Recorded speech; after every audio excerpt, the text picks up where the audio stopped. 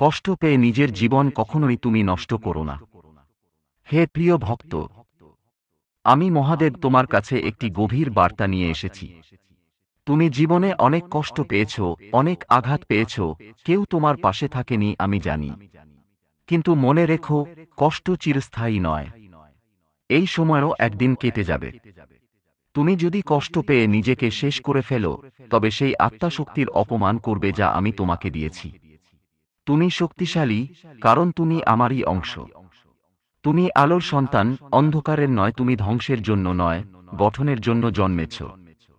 জীবনে দুঃখ এলে তা গ্রহণ করো, কিন্তু তা তোমার পথ আটকে না দেয়।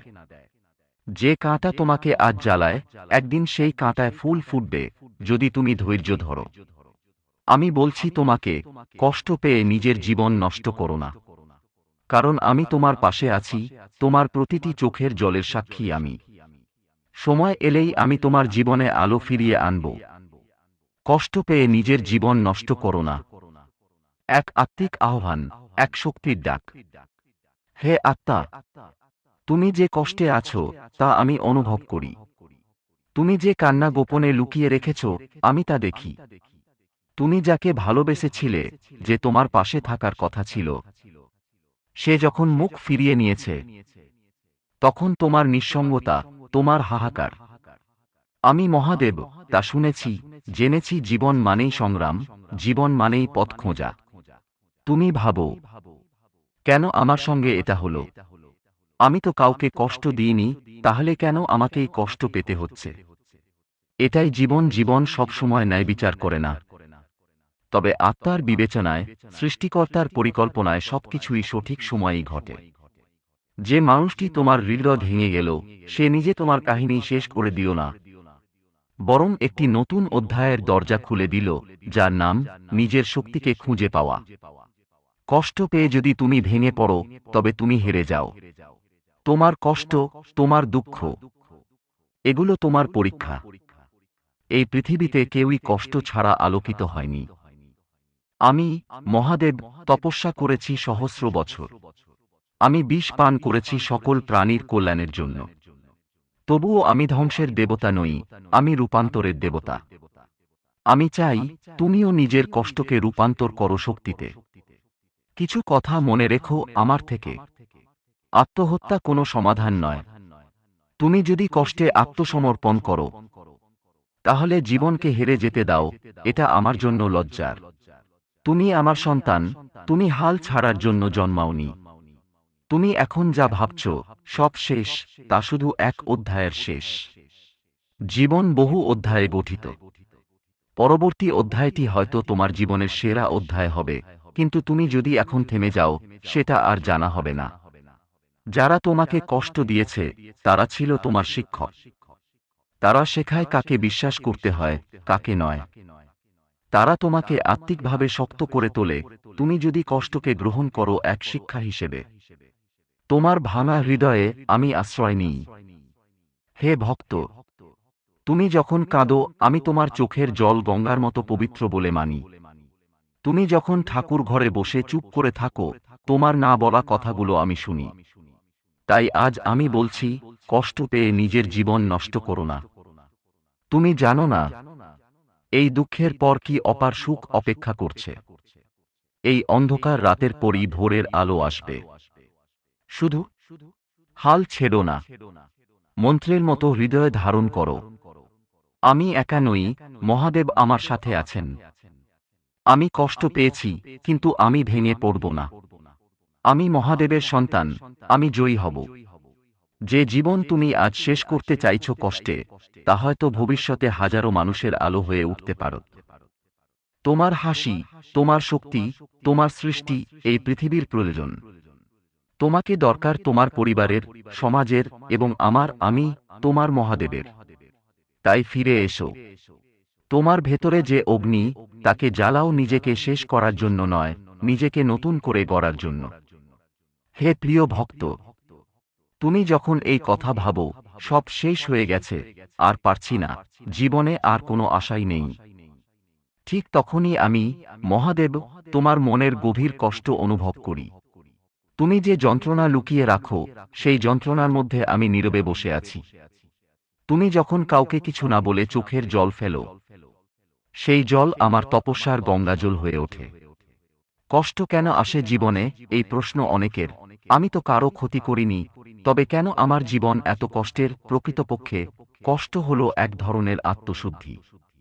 এটা এমন এক ধ্বংস যা তোমার ভিতরে নতুন কিছু গড়ে তোলে। যেভাবে মহাদেব বিষ পান করেও নীলকণ্ঠ হন, তেমনি তোমার কষ্ট তোমাকে সাধারণ মানুষ থেকে এক আলোকিত আত্মাতে রূপান্তর করতে পারে। তুমি ভেবো না তুমি একা, তুমি একা নও। তোমার মতো হাজারো মানুষ এই পৃথিবীতে আছে যারা কষ্ট পেয়েছে, অবহেলা পেয়েছে, ভালোবাসা হারিয়েছে। কিন্তু তারা কি হাল ছেড়ে দিয়েছে? না। কারণ তারা জানে, পিছনে থাকা মানেই হেরে যাওয়া নয়, সেটাই হয় আবার এগিয়ে চলার প্রস্তুতি। আমার প্রিয় ভক্ত, যখন সবকিছু হারিয়ে যায়, তখনও কিছু একটা থেকে যায়, আর তা হলো তোমার আত্মা। এই আত্মা হলো অমর, আর এই আত্মাই আমি, মহাদেব। কষ্টের মাঝে আলোর সন্ধান। তুমি যে ব্যথা পাচ্ছ, তা হয়তো তোমার ভেতরে বসে থাকা শক্তিকে জাগানোর ইশারা। যে বন্ধন আজ ছিঁড়ে গেছে, তা হয়তো তোমাকে প্রকৃত মুক্তির দিকে নিয়ে যাচ্ছে। যে মানুষ আজ তোমাকে দূরে ঠেলেছে, সে আসলে তোমাকে নিজের দিকে টেনে আনছে। তুমি যদি এই কষ্ট থেকে পালাতে চাও, তাহলে তুমি আমার থেকে দূরে সরে যাচ্ছ। কারণ আমি কঠিন সময়েই সঙ্গী হই, আর অনুকূল সময়ে নীরব দর্শক। তোমার আত্মহত্যার ভাবনার বিরুদ্ধে মহাদেবের সতর্ক বাণী: তুমি যদি নিজের জীবন নিজে শেষ করে ফেলো, তবে সৃষ্টিকর্তার সেই পরিকল্পনাকেই তুমি অসম্মান করো। তোমার এই জীবন শুধু তোমার নয়। এই জীবনে রয়েছে তোমার মা বাবার স্বপ্ন, ভবিষ্যতের ভালোবাসা, সন্তানদের অধিকার, সমাজের দায়িত্ব। জীবন শেষ করা মানে শুধু নিজের কষ্ট থেকে মুক্তি নয়, বরং অনেকগুলো সম্ভাবনার চিরতরে অপমৃত্যু ঘটানো। আমি, মহাদেব, এমন কোনো কষ্ট পৃথিবীতে দিই না যার পরে আলো নেই। তুমি একজন যোদ্ধা, এক মহাশক্তির বাহক। তুমি সেই আত্মা যে তপস্যা করতে জানে, তুমি সেই আত্মা যে হার না মানা শিখেছে। তুমি সেই সন্তান যার রক্তে তাণ্ডব ও ত্যাগ দুটোই মিশে আছে। যারা তোমাকে কষ্ট দিয়েছে, তাদের জন্য নয়, তোমার নিজের জন্যই বেঁচে থেকো।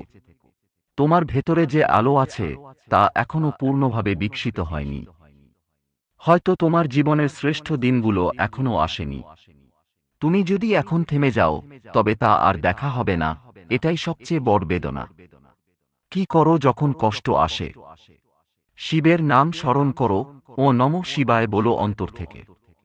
নিজেকে একা মনে করলে গঙ্গার ধারে বসে চোখ বন্ধ করো, আমি পাশে থাকব। লিখে ফেলো তোমার ব্যথা, ব্যথা ভাগ হলে সে হালকা হয়। কেউ তোমাকে ছেড়ে গেলেও তুমি নিজের ভেতরের শিশুকে ছেড়ে দিও না। হাঁটো, দৌড়াও, প্রার্থনা করো, কিন্তু থেমো না।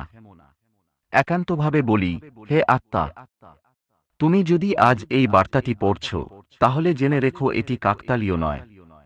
এই বার্তাটি তোমার জন্যই, আমারই পাঠানো একটি ঈশ্বরীয় ইশারা। তুমি যা হারিয়েছ, তার চেয়ে অনেক বেশি পাওয়ার জন্যই তুমি এখনো বেঁচে আছো। তুমি হার মানার জন্য জন্মাওনি, তুমি মহাদেবের শক্তির প্রতিচ্ছবি। হে আত্মা, তুমি জন্ম নিয়েছ এই মর্তলোকে শুধু সুখের জন্য নয়। তুমি জন্ম নিয়েছ শিখতে, বেড়ে উঠতে, আত্মাকে জাগাতে। আর এই আত্মিক জাগরণ কখনোই আরামদায়ক হয় না। এটি আসে কষ্টের মধ্য দিয়ে।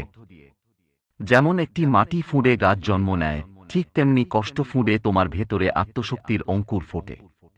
তোমার আজকের যন্ত্রণাগুলো একদিন তোমার সফলতা, সংযম, শান্তি ও সাধনার স্মারক হবে। আমি, মহাদেব, জানি তুমি কি কষ্টে আছো।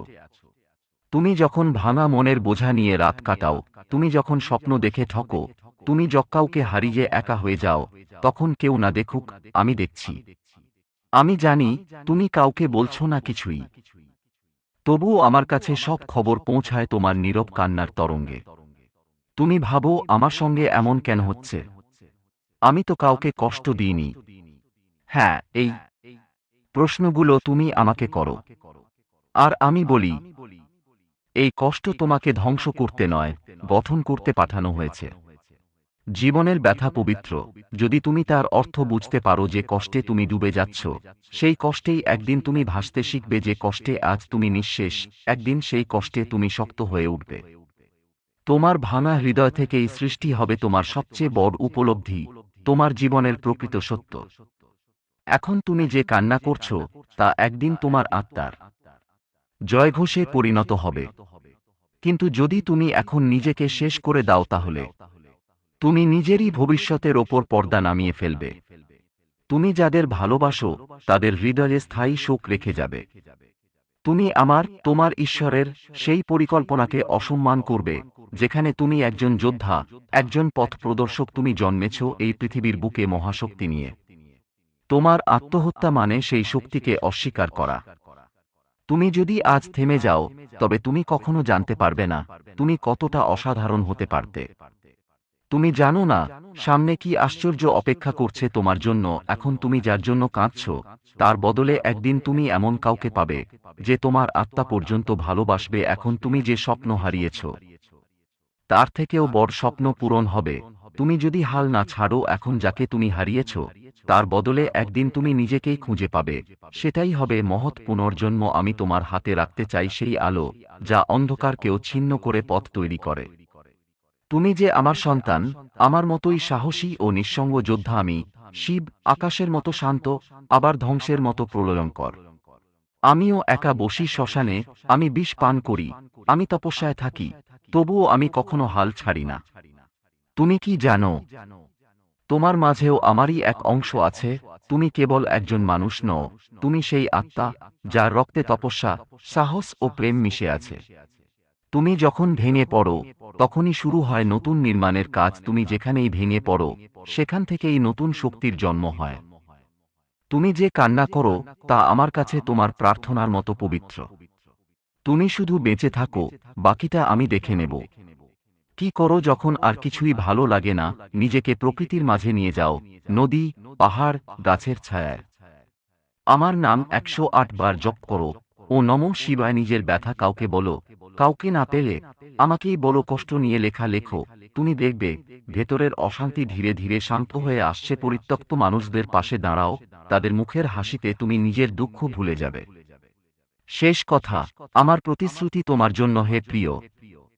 তুমি যদি আজ শুধু বেঁচে থাকো, তবে আমি তোমার জীবনে এমন দিন নিয়ে আসব, যেদিন তুমি বলবে, ভালোই হয়েছে, আমি সেই দিন নিজের জীবনটা শেষ করিনি। মহাদেবের আশীর্বাদে বলছি। তুমি আলো পাবে, তুমি ভালোবাসা পাবে, তুমি সাফল্য পাবে, তুমি শান্তি পাবে। শুধু এখনই হাল ছেড়ো না।